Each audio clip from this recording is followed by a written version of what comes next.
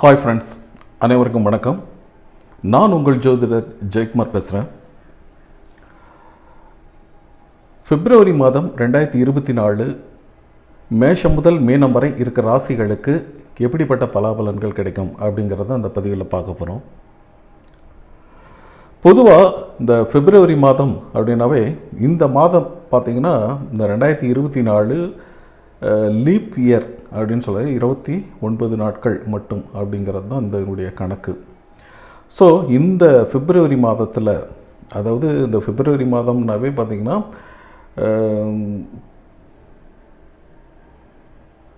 தை மாசி இந்த 2 கட்டங்களாக தமிழ் வருடத்தில், தமிழ் மாதத்தில் பொறுத்த வரைக்கும் இருக்குது. ஸோ இந்த பிப்ரவரி மாதத்துக்கு படிக்கிறதுக்கு முன்னாடி கோள்களின் நிலைகள் அப்படின்னு பார்த்திங்கன்னா அந்த 12 பாவக கட்டத்தில் மகரம் ராசியில் 4 கிரகங்கள் போய் சங்கமிக்குதுங்க. அது எப்பயுமே பார்த்திங்கன்னா இந்த பேண்டமிக் சுச்சுவேஷன்லேருந்து அப்படியே வந்துருச்சு. பார்த்திங்கன்னா விருச்சகம், தனுசு, மகரம் இப்படியே தான் வந்துட்டு இருந்துச்சு. ஸோ அப்போல்லாம் பார்த்திங்கன்னா மிகப்பெரிய ஒரு அதிர்வலைகளை ஏற்படுத்தியிருக்கு. இப்போது தனுசு ராசியில் இருக்கும் பொழுது இந்த கோள்களின் கன்ஜெக்ஷன் அப்படிங்கிறது சில அதிர்வலைகளை ஏற்படுத்தி இருந்துச்சு, நம்ம எல்லாருக்கும் தெரியும். 2020 இந்த காலகட்டங்களில் இப்போ மகரம் ராசியில் 4 கோள்கள் அப்படின்னு சொல்கிறதுனால என்னன்னு பார்த்திங்கன்னா 4 கோள்கள் இருக்கிறது மகரம் ராசிக்காரர்களுக்கு அப்படின்னு பார்த்திங்கன்னா இப்போ ஸ்டார்டிங்கில் பார்த்திங்கன்னா சூரியன் இருக்குது. 2ஆம் தேதி பார்த்திங்கன்னா 2/2/2024 புதன் வந்து மகரம் ராசிக்கு வருதுங்க. அடுத்ததாக 6ஆம் தேதி செவ்வாய் மகரம் ராசி, தனுசு ராசியிலேருந்து மகரம் ராசிக்கு. அதே போல் 12ஆம் தேதி சுக்கிரன் அப்படிங்கிறது மகரம் ராசிக்கு வருது. ஸோ 15ஆம் தேதி பார்த்திங்கன்னா ஆட்டோமேட்டிக்காக அந்த 15/2 சூரியன் வந்து கும்பம் ராசிக்கு இடப்பெயர்வு. 20ஆம் தேதி பார்த்திங்கன்னா புதனும் பின்னாடியே பயிர்றாரு கும்பம் ராசிக்காரர்கள். கும்பம் ராசிக்கு இந்த கிரகங்கள் பயிற்சி. இந்த சந்திரனை நம்ம விட்டாச்சு. ராகு கேது அப்படின்னு பார்க்கும்பொழுது சனி பகவான் ஏறக்குறைய கும்பம் ராசியில் தான் 2ஆம் இடத்துல, மகரம் ராசிக்கு 2ஆம் இடத்துல இருக்கிறாரு. அதே சமயம் மீனம் ராசியில் பார்த்திங்கன்னாவும் உங்களுக்கு ராகு பகவான் அங்கே தான் இருக்கிறாரு. இந்த பக்கம் கேது பகவான் கன்னி ராசியில் இருக்கிறாரு. மேஷம் ராசியில் இருக்கிற வரைக்கும் பார்த்திங்கன்னா குரு பகவான் தான். இதுதான் இந்த மாதத்துக்குரிய ஒரு கிரகங்களின் அணிவகுப்பு, அக்கிரகங்களின் நகர்வுகள் அப்படின்னு சொல்கிறது. குறிப்பாக இந்த மகரம் இது பார்த்திங்கன்னா 12 ராசிக்காரர்களுக்கும் பொதுவாக அந்தந்த ராசி கட்டங்களுக்கு சொல்லும் பொழுது இந்த கிரகங்களின் நிலைகள் வந்து எண்ணிக்கை, அதாவது பாவக கட்டங்கள் கொஞ்சம் மாறுபடும். மேஷத்துக்கு சொல்லும் பொழுது 10ஆம் இடத்துல 4 கோள் கன்ஜெக்ஷன் அப்படின்னு சொல்கிறது. ஸோ பேசிக்காகவே பார்த்திங்கன்னா இதுதான். மிதுனம் ராசிக்காரர்களை பொறுத்த வரைக்கும் இந்த பிப்ரவரி மாதம் எப்படி இருக்கும் அப்படின்னு பார்த்திங்கன்னா உங்களுடைய 4ஆம் இடத்துல கேது பகவான், அதே சமயம் பார்த்திங்கன்னா உங்களுடைய 7ஆம் இடத்துல செவ்வாய் சுக்கிரன், 8ஆம் இடத்துல பார்த்திங்கன்னா சூரியன், புதன் எல்லாமே வந்து பார்த்திங்கன்னா உங்களுடைய 7ஆம் இடத்துலேருந்து 8ஆம் இடத்திற்கு செவ்வாய் முதற்கொண்டு எல்லாமே 8ஆம் இடத்திற்கு வந்துடுறாரு. ஒரு மாத மிடில் அப்படின்னு சொல்கிறது. சூரிய பகவான் பார்த்திங்கன்னா 15ஆம் தேதிக்கு பிறகு கும்பம் ராசிக்கு போயிடுறாரு. இப்போ கும்பம் ராசியில் ஏற்கனவே சனி இருக்கிறார். புதன் அங்கே வந்து புத ஆதித்ய யோகமும் கொடுக்க போகிறாரு. உங்களுடைய 10ஆம் இடத்துல ராகு, 11ஆம் இடத்துல குரு.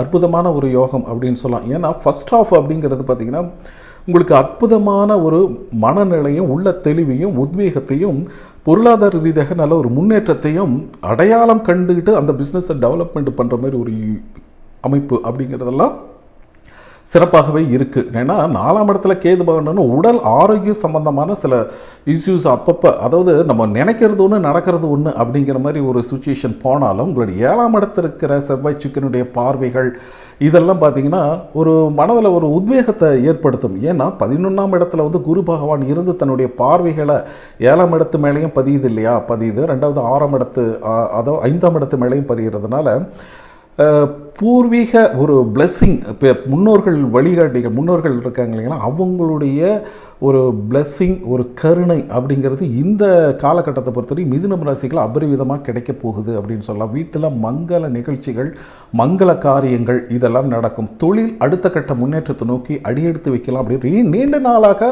அந்த ஆலோசனை அப்படி போய்ட்டு. ஏன்னா 10ஆம் இடத்துல ராகு போனால் அதை பண்ண வைக்கும். தொழிலை வந்து அதிகரிக்கணும், தொழிலை அதிகமாக முதலீடு போடுங்க, நான் உங்களுக்கு அதிகமான லாபத்தை கொடுக்குறேன் அப்படிங்கிற மாதிரி ராகு பகவான் வந்து சொல்லிகிட்டே இருப்பார். சரிங்களா? அதுக்காக நீங்கள் வந்து ஒரு அகலக்கால் வைக்கணும் அப்படிங்கிறதெல்லாம் இந்த மந்தில் வேண்டாம். சரிங்களா? உங்களுடைய சுய ஜாதகத்தை பாருங்கள், அதில் இருக்கிற பலன்கள் என்ன சொல்லுது, தசாபுத்திகள் என்ன சொல்லுது. இந்த கோச்சாரம் அப்படிங்கிறதுல மட்டும் ஓரளவு தான். இந்த கோச்சாரத்தை விட தசாபுத்திகள் அப்படிங்கிறது உங்களுக்கு அற்புதமான ஒரு நல்ல பலன்களை தான் சொல்லும். சரிங்களா? அதன்படி நீங்கள் யோசித்து ஒரு முடிவு எடுக்கும் பொழுது அற்புதமான நன்மைகள். செவ்வாய் சுக்கிரன் 7ஆம் இடத்துலையும் 8ஆம் இடத்துல வந்து பார்த்திங்கன்னா 4 கோள்கள் மிடில் வந்து கன்ஜெக்ஷன் ஆகுது. அதாவது சூரியன், புதன், செவ்வாய், சுக்கிரன், சந்திரனும் அங்கே தான். சரிங்களா? ஸோ அதை அடுத்து பார்த்தீங்கன்னா சூரியன் புதன் சேர்றதுனால படிப்பு அப்படிங்கிறது மாணவர்களை பொறுத்த வரைக்கும் நல்லாயிருக்கும். பதவி உயர்வு, யோகங்கள். இந்த 5ஆம் இடத்த அதிபதி மற்றும் உங்களுடைய 12ஆம் இடத்த அதிபதி அப்படிங்கிறது பார்த்தீங்கன்னா சுக்கிர பகவான். அவர் வந்து எங்கே இருக்கிறாரு பார்த்தீங்கன்னா உங்களுடைய 7லேருந்து 8ஆம் இடத்துக்கு போகிறாரு. இந்த காலகட்டத்தில் மனைவி மூலமாக, வாழ்க்கை துணை மூலமாக நல்ல ஒரு நன்மைகள் வரக்கிறது அதிகமாக இருக்குது. அதே சமயம் மனைவியின் உடல்நிலையில் சற்று கவனம் ஏற்படுத்தி கொள்வது அப்படிங்கிறது சிறப்பாக இருக்கும். செவ்வாய் அந்த உச்சம் மட்டும் உங்களுடைய 2ஆம் இடத்தை பார்க்கறதுனா நிலம், மனை, வீடு சம்பந்தமான சில முக்கியமான முடிவுகள் இந்த மந்தாவது எடுக்கலாம். வீடு கட்டலாம். அந்த 2024 பிறந்துருச்சு. ஸோ இனிமேல் வந்து இந்த நிலம் வாங்கி ஏதாவது சொந்த வீட்டுக்கு எவ்வளோ நாள் தான் நம்ம வந்து அங்கங்கே அது ரெண்ட்டுக்கு அந்த வாடகை வீட்டிலே இருக்கிறது. நம்ம புதுசாக ஒரு வீடு கட்டி போகலாம், நிலம் வாங்கலாம், கொஞ்சம் கொஞ்சமாக சேர்த்து வச்ச காசு இருக்குது அப்படிங்கிற மாதிரி இந்த தனக்காரகன் 2ஆம் வீட்டை பார்க்கும்போது அதுவும் உங்களுடைய 11ஆம் அதிபதி அப்படின்னு சொல்லக்கூடிய செவ்வாய் பகவானை உங்களுக்கு 8ஆம் இடத்துலேருந்து 2ஆம் இடத்தை பார்க்கும் பொழுது திடீர் அதிர்ஷ்ட வாய்ப்புகள் அப்படிங்கிறது கிடச்சி, என்னப்பா நேற்று அப்படி இருந்தால் இப்போ பார்த்து டக்குன்னு வீடு கட்டிட்டான பரவாயில்ல அப்படிங்கிற மற்றவர்கள் மூக்கின் மேல் விரல் வைக்கின்ற அளவுக்கு உங்களுடைய முன்னேற்றங்கள் அதிகமாக இருக்குது அப்படின்னு சொல்லலாம்.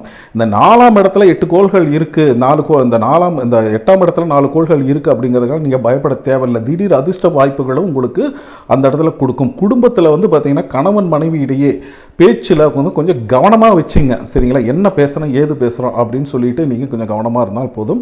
இருந்தாலும் செவ்வாய் சுக்கிரன் முடிந்த வரைக்கும் உங்களுக்கு நல்ல நன்மைகளை கொண்டு வந்து கொடுக்குறாரு. அந்த செவ்வாய்க்கு குருவுக்கு வீடு கொடுத்த செவ்வாயினுடைய வீட்டில் இருக்கிற குரு பகவானுடைய பார்வைகள் அப்படிங்கிறது உங்களுக்கு அபரிவிதமாக சூப்பராக இருக்குது. தொழில் வந்து ஓரளவு வந்து உங்களுக்கு கிட்டத்தட்ட பார்த்தீங்கன்னா 10ஆம் இடத்தை கேது பகவான் பார்க்கறதுனால தொழிலில் ஏதாவது இப்போ சிக்கலை உண்டாகுமா, பிரச்சனை உண்டாகுமா அப்படின்னு இருந்தாலும் குரு பகவான் அதாவது சமநிலைப்படுத்துருங்க.